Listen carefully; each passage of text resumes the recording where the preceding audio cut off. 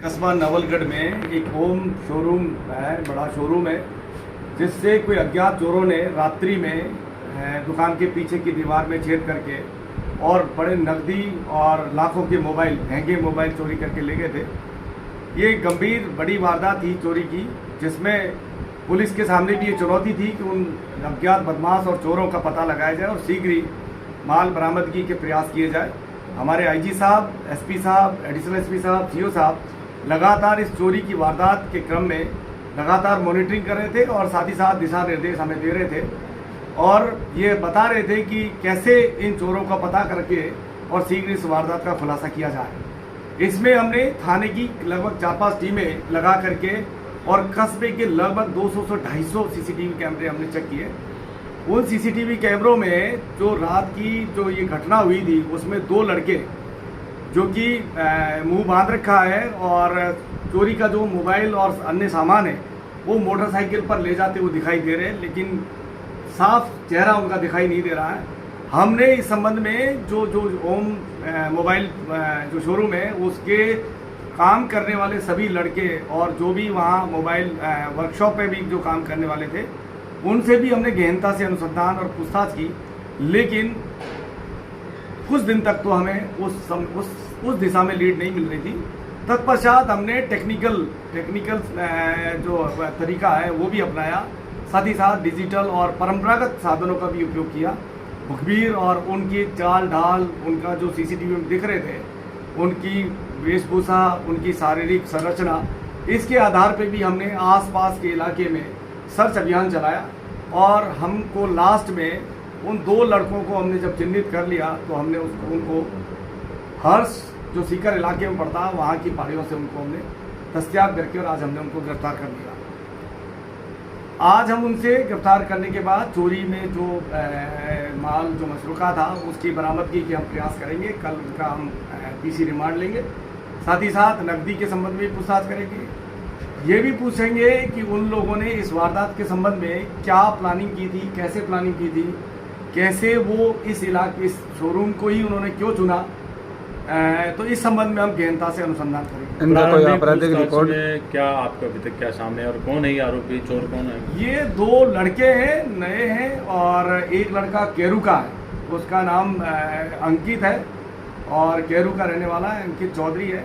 और दूसरा लड़का ढूंढलौद जो कि मुकंदगढ़ थाना इलाका लगता है, वहाँ का अमन है। ये दोनों लड़के थे मोटरसाइकिल पे और इन्होंने पूरी प्लानिंग के तहत ये लोग पहले उस दुकान की कई दिन तक रेकी करने के बाद एक लड़का पहले निगरानी में रहता वहाँ, तत्पश्चात दोनों जाते, फिर ये दुकान के पीछे उसमें होल बना करके एंटर करके और ये महंगे मोबाइल चुन करके इकट्ठे करके। इनके अलावा भी इनका कोई आपराधिक रिकॉर्ड कुछ मिला? आपराधिक रिकॉर्ड इनका अभी हम देख रहे हैं, दूसरे थानों से पता कर रहे हैं, लेकिन प्रारंभिक पूछताछ में जो ये दोनों लड़के हैं पहले भी ये छोटी मोटी वारदातें चोरी की कर चुके हैं। बता रहे हैं कि घर से भी ये नकदी, अपने परिवार के रिश्तेदार से भी, वहाँ से भी ये नकदी चोरी की है और भी उन वारदातों के संबंध में हम अभी अनुसंधान। कहाँ से गिरफ्तार किया गया सर? इनको सीकर इलाके से दस्तयाब किया था, पहाड़ी इलाके से, हर्ष की पहाड़ी से। वहाँ पे सर जो मोबाइल चोरी हुए थे वो पूरा माल मिल गया? अभी ये माल बरामद नहीं हुआ है। माल के संबंध में हम अभी इनका पीसी रिमांड लेकर के और माल बरामदगी के पूरे प्रयास करेंगे। वारदात में कितनी उम्र है इनकी? 19, एक लड़का 19 साल का और एक 18 से, अभी 18 और 3-4 दिन 4-5 दिन हो गया। क्या करते हैं बच्चे, पढ़ते हैं वगैरह कुछ? ये एक लड़का तो काम करता है, दूसरा लड़का वहाँ पे कोई नर्सिंग का कोर्स कर रहा है सीकर में। सर आपकी टीम में कौन कौन मेंबर थे इस पूरे? टीम में हमारी थाने की टीम थी, मैं खुद था। हम कई दिन से लग रहे हैं, हमारे गिरधारी राजी सब इंस्पेक्टर हैं, ASI प्रदीप जी हैं, हेड साहब हैं किशन जी, और हमारे जवान हैं जिनको मजबूती से टास्क दिया था। और लगभग मैं जहाँ तक समझता हूँ कस्बे के लगभग हमने ऐसा कोई भी CCTV नहीं छोड़ा होगा जिसको हमने चेक नहीं किया होगा।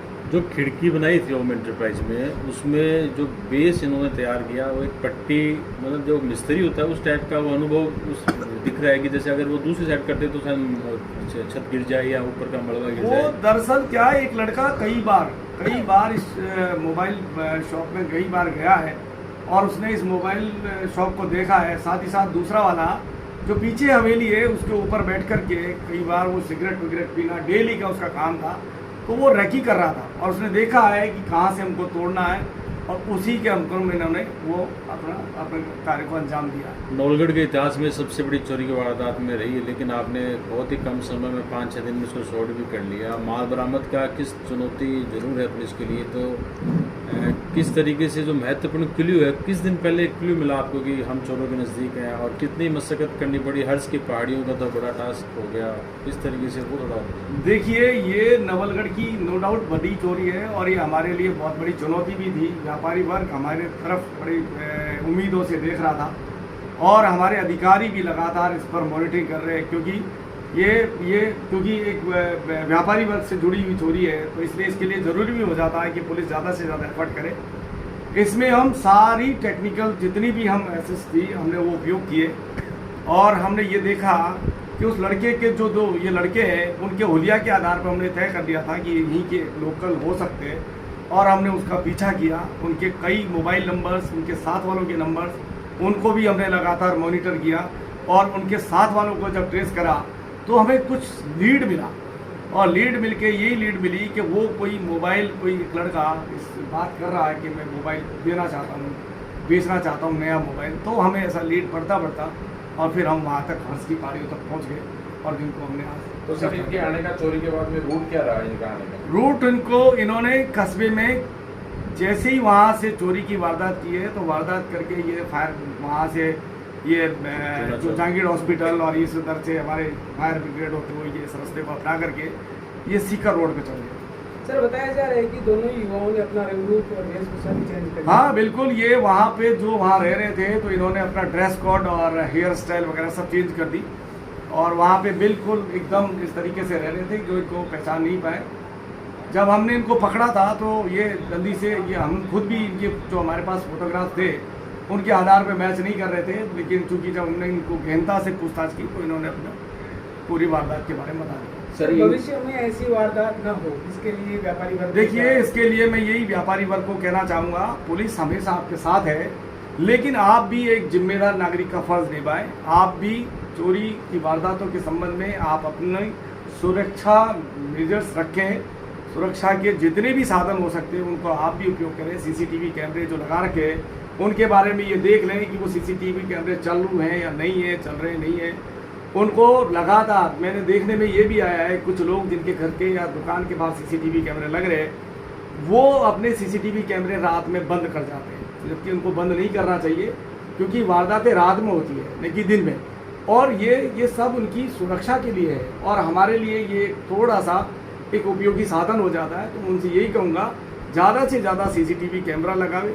साथ ही साथ जो बड़े शोरूम है वो भी अपने दुकान में, शोरूम में किसी तरह की नकदी का आइटम नहीं रखे। महंगे वैल्यूएबल जितने भी साधन हैं या जितने भी उनके कोई जो बेचने के सामान है उनको उसमें ना रखें। जैसे ज्वेलरी में महंगी सोने की जेवरातें ना रखें, ले जाएं, उनको सुरक्षित रखें। ऐसी मैं मार्मिक अपील उन लोगों से, व्यापारी वर्ग से करना चाहूँगा। एक तो चौकीदार हर दुकानदार रखे, इस विषय में भी कोई आप अपील करो उसका असर? देखिए ये तो बहुत ही अच्छा है अगर व्यापारी वर्ग अगर इस बारे में ज़्यादा सोचे कि जो बड़े मार्केट है, जो भी मेन मार्केट है, उन मार्केट में एक चौकीदार अपने खुद की सुविधा के लिए, खुद की सुरक्षा के रखे तो बेहद ही अच्छा है। सीसीटीवी कैमरे में एक बड़े पुराने रिटायर्ड डॉक्टर साहब गुजर रहे थे और वो उन चोरों के पास से गुजरे। वैसे उदाहरण भी ना हो कि वो रात के बेटाइम अगर कोई संदिग्ध घूमे तो उनको रोक कर या पुलिस को सूचना देनी चाहिए। देखिए ये तो एक जिम्मेदार नागरिक का कर्तव्य है अगर, लेकिन उनके मन में क्या था ये मैं नहीं कह सकता, लेकिन बाकी एक जिम्मेदार नागरिक तो तभी है जब वो हर चीज़ के बारे में अवेयर रहे और सूचना दे। सर रात्रि गश्त है वो बढ़ाने की और आपकी कदम? देखिए मैं आपको बता दूं, रात्रि गश्त हम रेगुलर रखते हैं। हमने यहाँ सिग्मा मोटरसाइकिल, हमारे एसपी साहब, एडिशनल साहब लगातार इस बारे में बहुत ज़्यादा मॉनिटर करते हैं कि रात्रि गश्त मजबूत हो और हमने लगातार यहाँ पे, मैं खुद भी लेट नाइट तक हम गश्त करते रहते। साथ ही साथ हमने सिग्मा मोटरसाइकिल, चूँकि यहाँ तंग गलियाँ हैं तो हमने वहाँ मोटरसाइकिल लगा करके और गश्त करा रहे। फिर भी हम और भी ज़्यादा गश्त बढ़ाएंगे। इस चोरी की वारदात को सॉल्व करने में कोई और विशेष जानकारी जो आप साझा करना चाहें मीडिया बंधुओं के साथ? देखिए बस यही है कि ऐसी वारदातों में पुलिस का साथ दीजिए, क्योंकि देखिए पुलिस लगातार ऐसी वारदातों में पूरी मेहनत और पूरी लगन से काम करती है, लेकिन बेवजह दबाव ना बना करके बल्कि सहयोग करें। मुझे बड़ी खुशी है कि इस चोरी में, इतनी बड़ी चोरी में मुझ पर कोई किसी तरह का प्रेशर नहीं था। किसी भी व्यापारी ने या खुद जो पीड़ित था उसने भी मुझसे ही निकाला, लेकिन क्योंकि हमारा विश्वास था उनके अंदर कि इस चोरी को जरूर खोलेंगे, तो मेरा हमेशा साथ दिया। ऐसे ही मैं उम्मीद करूंगा सभी व्यापारी हर इस मामले में, हर एक मामले में साथ दें। माल बरामदी चोरों को के लेकर पास कितना- में वाहन था, मोटरसाइकिल, वो जब्त किया है या नहीं? देखिए, वो वाहन भी हम जब्त करेंगे, वो वाहन भी हम जब्त करेंगे जिस वाहन को उन्होंने चोरी में काम में लिया। जल्दी इस बारे में हम खुलासा करेंगे। माल बरामदी को लेकर आगे की लोगों की उम्मीद है कि देखिए, माल बरामदी- हाँ बिल्कुल, हम 100% कोशिश करेंगे पूरा कि जो चोरी में जो माल गया है वो 100% बरामद करेंगे। सर चोरी जो मोबाइल हुए थे, क्या उन मोबाइल को यूज किया उन चोरों ने? एक मोबाइल देखिए, एक मोबाइल को उन्होंने वाईफाई से कनेक्ट किया था, पकड़ा गया। लेकिन वो कुछ ही सेकंड के लिए किया था, वो बंद कर दिया। अरे और चोर- उस पर भी हमको कई लीड मिली है। ये सातिर चोर नहीं था कुल मिला के, इसने तत्काल ये मोबाइल, वो एप्पल का मोबाइल था, एंड्रॉइड का से नहीं, वो जो यूज किया था वो तो सैमसंग का था, सैमसंग का मोबाइल। सैमसंग का फोन था। बाकी ऐसा नहीं है, बड़े ट्रेंड हैं, बड़े मजबूत हैं और बड़े शातिर। नौगढ़ पुलिस सीआई विनोद सांकला जी ने जो डीजीपी डिस्क का अवार्ड मिला उसको आज दिखा दिया, बता